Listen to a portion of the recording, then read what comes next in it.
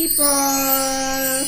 Ayan, go back to school na mga bata at nagigising na din tayo ng maaga lang dahil sa mga bata. Kasi nga ito yung araw nila na balikan ng eskwelahan. Ngayon, nag-breakfast tayo ngayon. Ayan, breakfast ko. Itong yogurt at saka panettone. Bumili kasi kami ng panettone ng the other day. Kasi nga, lahat puro discount. Ang panettone kasi dito at saka Pandoro. Anong tawag nito? Ano to? Tradisyon ng mga Italiano pag Christmas. Ayan. So, kamusta kayo dyan, mga people? So, ngayon nanonood sa akin. At saka, andito ako ngayon, while nagbe-breakfast ako, may ginagawa ako dito sa akin sa computer. Ayan. Ito yung computer ko. Actually, may business ako sa computer. Meron akong business online. So, every time na binamanage ko yung time ko sa business ko, tsaka dito sa channel natin, at tsaka sa aking part-time as esthetician. Estetista kasi ako dito sa Italy. Yan. Kain muna tayo ng breakfast, tsaka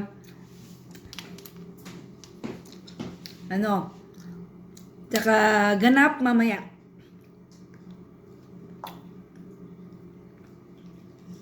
Sarap kasi pag mga bata nakabalik ng school. Actually, mga bata kanina hindi na ako nagvi-video kasi nga pag morning time kasi mabilisan yung mga mabilisan yung mga galaw ko nang dahil nga yung pasok nila is 8. So, kailangan before 8, andun na sila lahat sa school.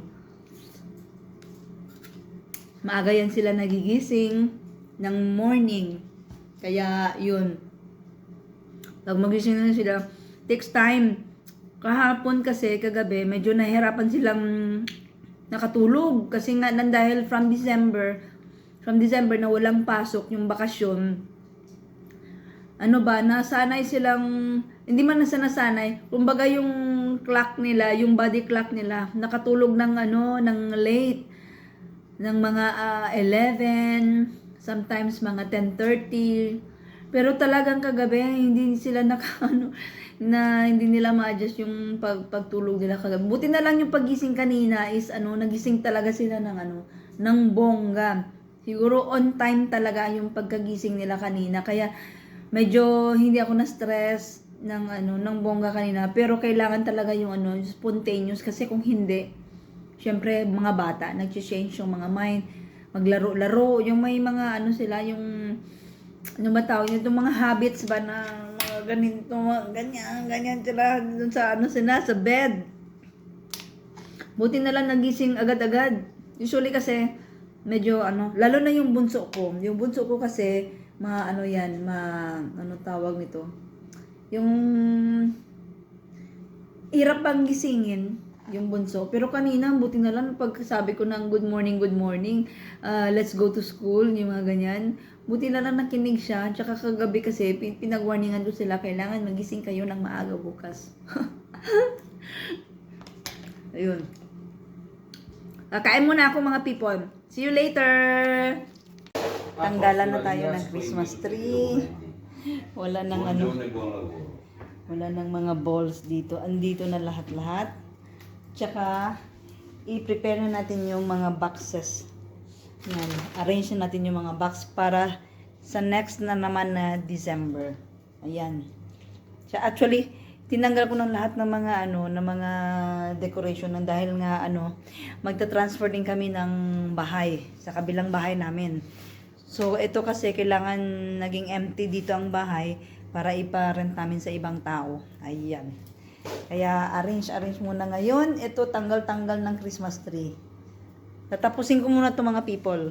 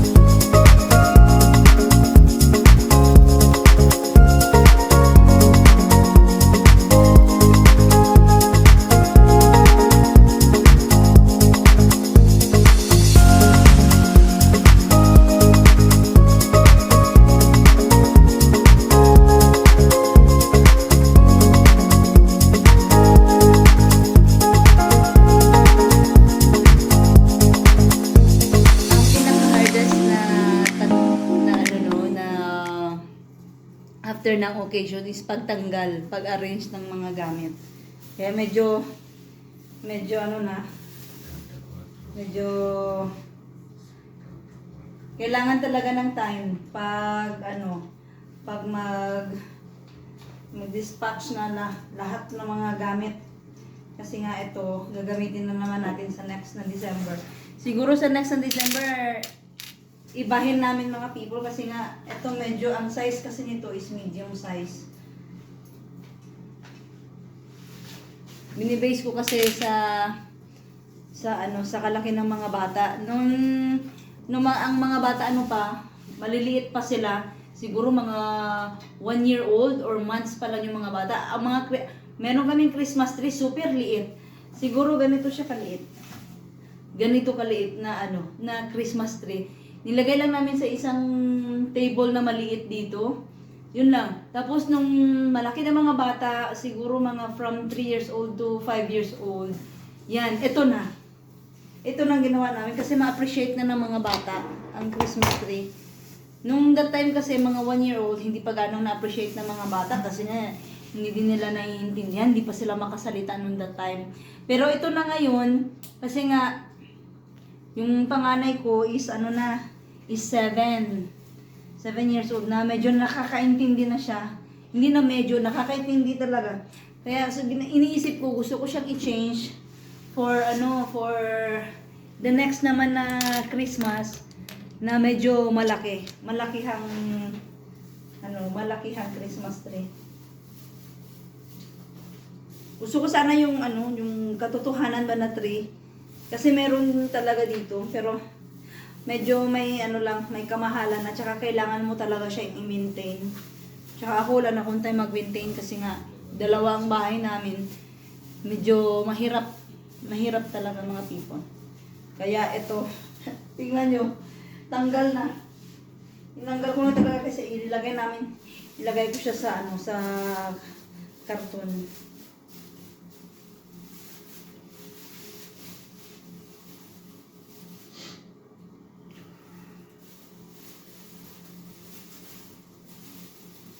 Kailangan siya naka-press.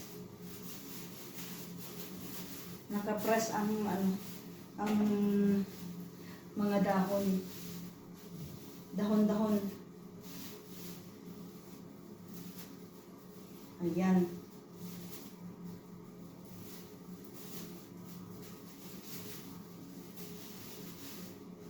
Habang wala mga bata, naka-arrange ako ng mga gamit para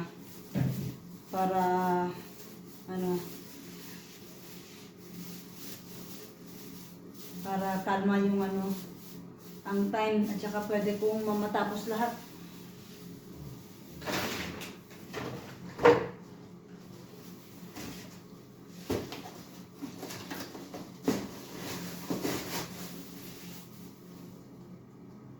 Ay, mali.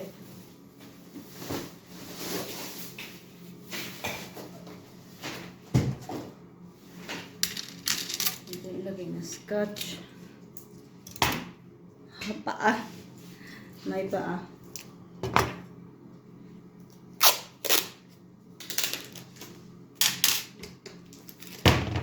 Itaas nga natin to. Ayan. Ayan.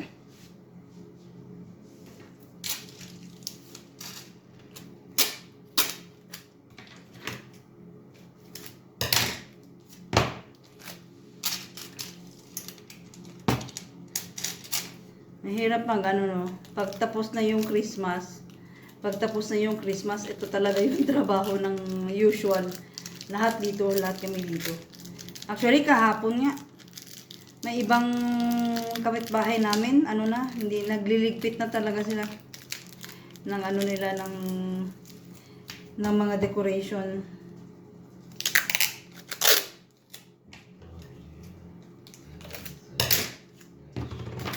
Time check is almost 10 a.m. Ayan, gawin natin to para makapasok sa loob.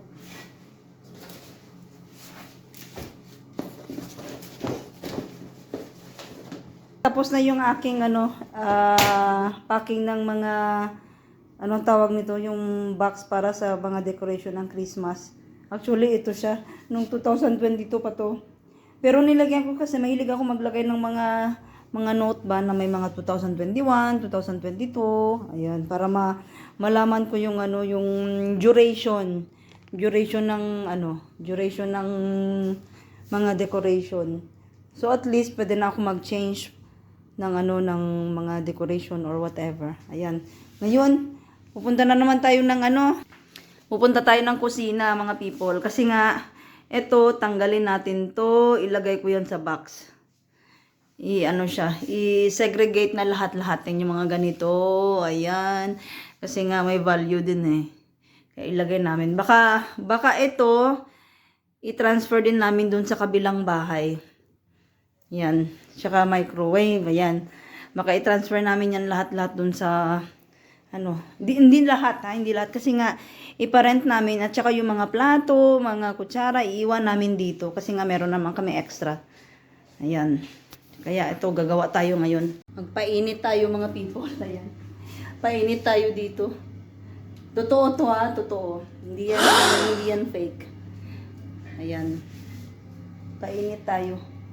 Ito na naman yung anong tawag nito, yung mga ash ba ng mga leftover dito sa sa fire. So after ng before namin mag-start ng fire, kailangan tanggalin namin yung mga ash para hindi mag-full pack dito sa loob. Yan, yung ginagawa namin pag winter. Tingnan yung kahoy, oh. Ayan. Yung kahoy na yan, mga people, yan. Yan. Kahoy yan ng yung fitted siya para dito. Meron kasing kahoy, mga people, yung hindi madali lang siyang tawag nito, madali lang siya masunog. Ito, hindi.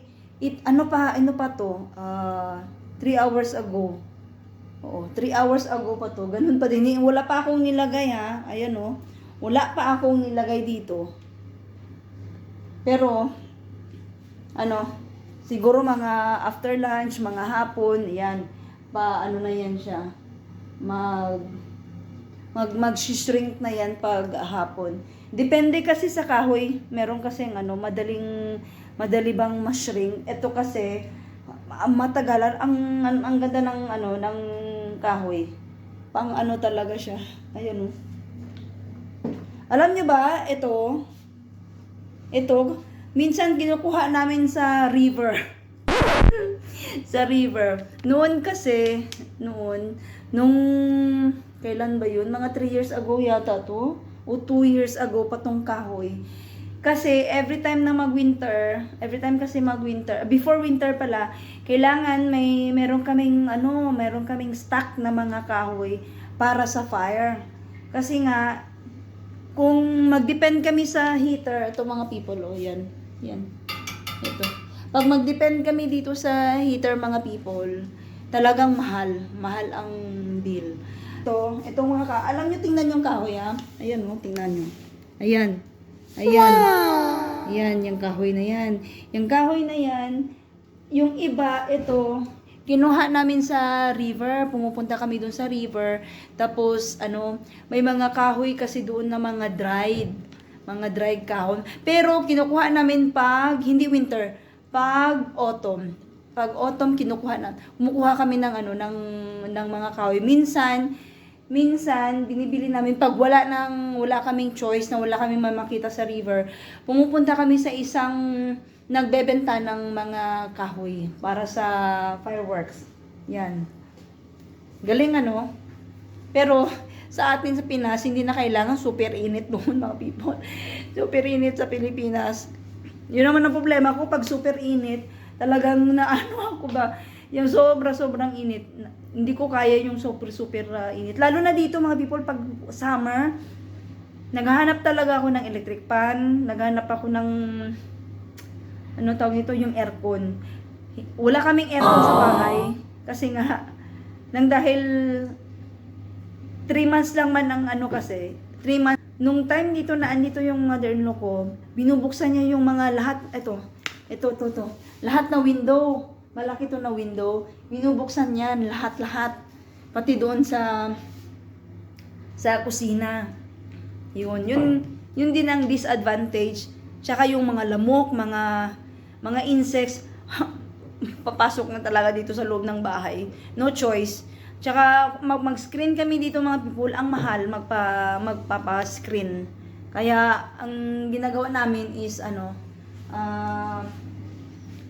bumibili kami ng screen na ibaba lang namin yung ano ba tawagin siranda sa for doon sa pangalawang bahay namin. So ito temporarily lang talaga yung pag-transfer. Malay mo, baka babalik din kami dito babalik kami dito sa bahay na to. Kasi ito yung yung first na bahay namin talaga dito. Yung original talaga na bahay. Kumbaga ancestral home ito. Doon sa kabila, nabili namin ito sa kabilang bahay nabili namin siguro mga 3 years ago yung bahay na yun. So bago siya. Kaya yun. So mag-continue muna ako people. Then meron akong gagawin.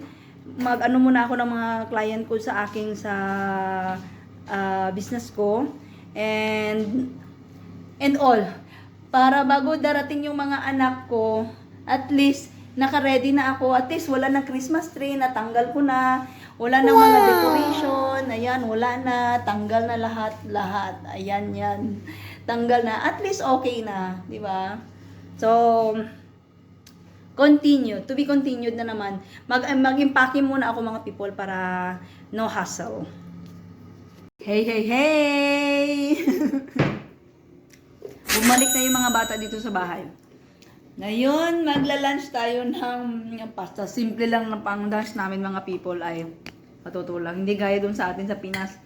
With bonggang may kanin, may everything, may mga ulam na mga ek-ek. Dito kasi iba yung kultura, kaya sabayan na lang natin yung kultura dito.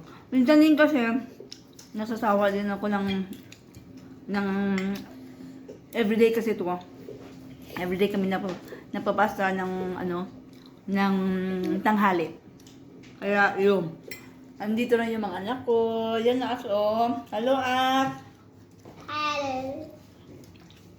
Yan, nagko-color na yun. Kaya, kain muna kami mga people. Anyway, ang pagkain namin, simple lang. Yan lang. And with the prutas. Later mapuprutas kami, dahan-dahan lang. Pati ako din kasi, maliit lang din ang kain ko. Yun lang. Ayan. We are eating this. It's yummy. Yummy. Ano siya? Mm. Pasta with tuna. Tuna and olive. Next time, pag mag-timing ako, ipakita ko sa inyo kung paano ang procedure ng pagluto. Nabisi lang ako mga people talaga ngayong araw. Kaya, huh? Food to it, Dad. Where? There, the food. No, this for Papa. What you get? Hey. Oy, isko, diyan ko kasi duwe, ha?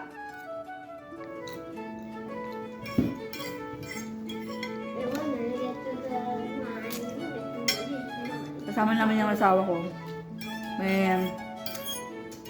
May trabaho siya, mga 15 minutes later aalis na yan kasi may work siya sa ospital. Kaya medyo busy. Kaming dalawa busy. Kasi ako nag-arrange dito sa bahay. Kasi nga pang transfer dun sa kabila. Siya din nag-aasikaso ng mga document. Dahil magta-transfer kami, yung aming telepono maputol. Tsaka yung internet namin matatransfer din dun sa kabilang bahay namin. Kaya yun. Sa kabilang city kasi mga people yun. Kaya medyo siya. Medyo check time. Check time talaga. Buti na lang hindi. Kahapon talagang nagra-rice ako ng lunch. Dahil may mga sobrang pagkain, kinakain ko yung mga sobrang, ano tawag nito, kanin, ulam ng gabi, yun. Tapos, pinagra-rice ko. Kaya, yun mga people. Hoy Kita-kit! coda fece una scia per indicare ai pastori la via. We can go more. Tra un, due e un asile. Nag-ano ako ng homework ng mga bata. Si Ax tapos na, yung bunso ko tapos na yung homework niya. Nag-transfer kami dito sa sala mga people kasi nga ang lamig doon sa kwarto. Kasi yung fireworks, ayun o, nasa harap kami ng fireworks. Para medyo painit-painit. Magpainit lang kami dito mga people. In the meantime, ayan muna. Ipamemorize ko muna yung mga poem ng mga bata. Reading. Ito na lang si Iska yung naiwan na nag-i-study. I-disturb muna natin si Iska. I do force here and I know already. Here. I will go here and I will do it here in this point. And already we will do this here. Okay. You read na. Pero hindi to English mga people, Italian. Walang English dito sa yung English nila is show the book Iska be, show the book. The front. Sit down. Show the book. No, the front.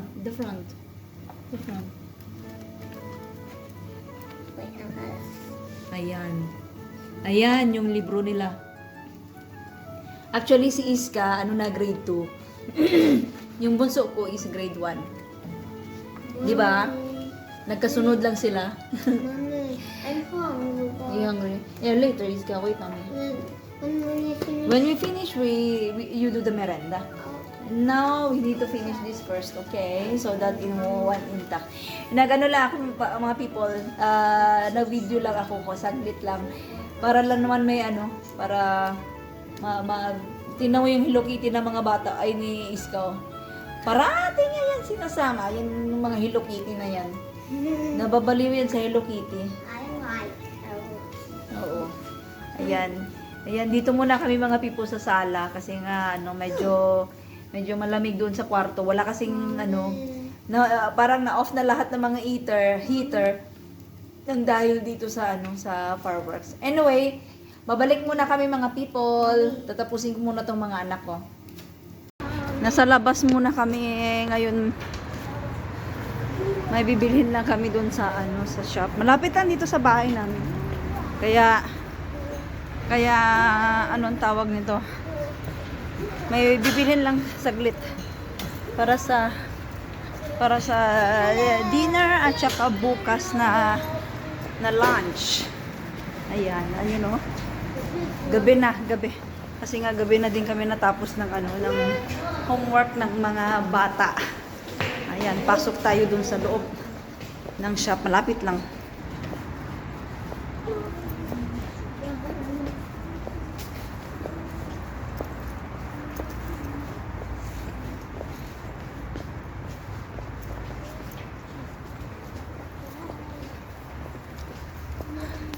Andito na tayo sa bahay mga people.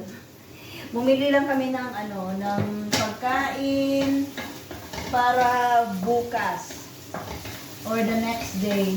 It depends mga people. At least meron akong na-stay na mga food. Ayan. Ang lulutuin natin ngayon sa aming dinner is tripa. Wow!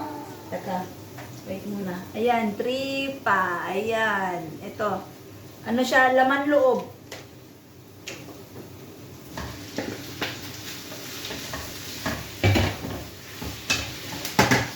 Saglit lang na luto at saka potato. Lagyan natin ng 3 potato. Yan. Ituro ko sa inyo kung paano kong ginagawa nito. Ito, sinala ko lang yung oil onion and tripa. Ano bang tripa sa atin sa Pinas? Laman loob kasi to eh. Laman loob to. Basta. Yun na yun mga people. Yun na yun. Kayo dyan mga mami. Alam nyo yan mga mami kung anong ginagawa ko dito ngayon. Ayan. Ano lang, isutay lang siya ng 5 minutes. Masarap to siya. Pag ilagay mo na yung may tomato sauce. Actually, ito Italian style na luto. Pag gabi, ito yung style ko na, ano tawag nito, na luto. Hindi siya every night ha, na niluluto ko. Pag gabi kasi, Italian yung style na luto ko, or it's either Filipino cuisine. Sa ngayon, Italian style muna tayo, Italian cuisine, nang dahil nga, ang asawa ko nasa trabaho ngayon. So, bigyan natin siya ng pagkain ng magustuhan niya. Siyempre naman mga people, natatrabaho siya doon sa sa ospital. Kanina pa yung hapon. Tanghali pala. Kanina pa yung tanghali doon sa sa trabaho niya. Kaya ngayon habang habang nagpapasutay tayo ng 5 minutes. Kuha tayo ng potato. Ayan, mag-slice tayo ng potato dito. Saan na yung ko? Ayan, slice natin ng potato saglit. Ayan.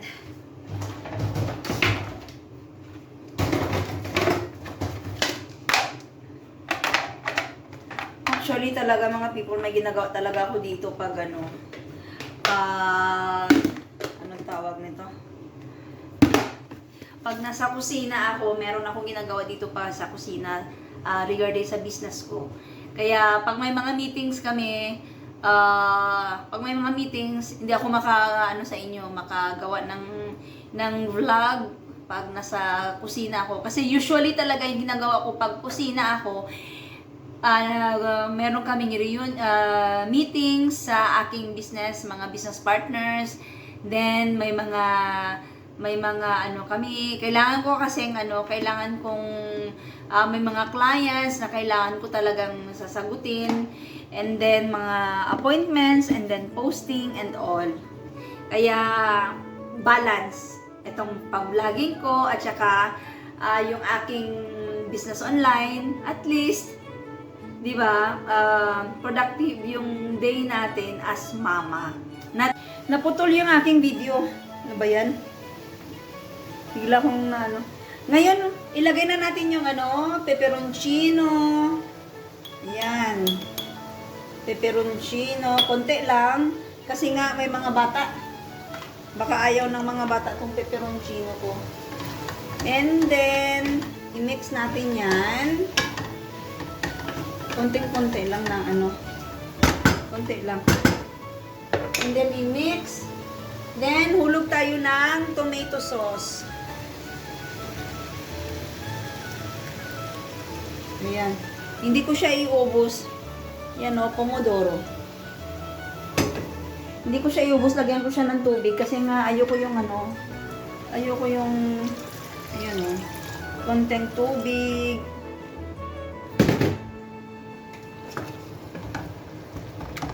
Nakita nyo ba? I hope nakita nyo. Magluto pa ako ng rice. Ayan lang siya. And then, lagyan natin ng asin. Lagyan natin ng asin. Tamang-tama lang. At saka, basil. Yan. Yan lang, Yan mga people, basil. Kung sa Italiano pa, basilico. Yan lang. Tapos, i-cook mo siya ng mga 30 minutes. Yan lang ka-simple mga people. Yan lang.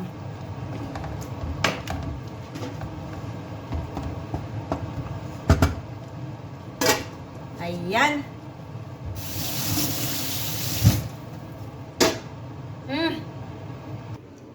So, while waiting sa 30 minutes, mag-slice tayo ng potato. Ang slice lang siya is, with cubes.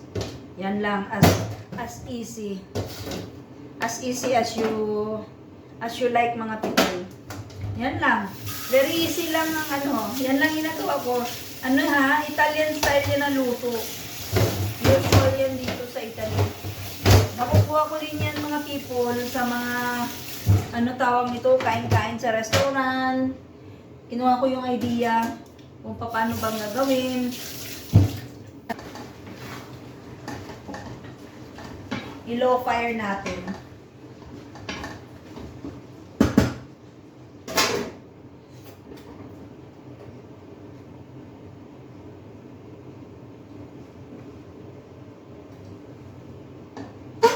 Ayan.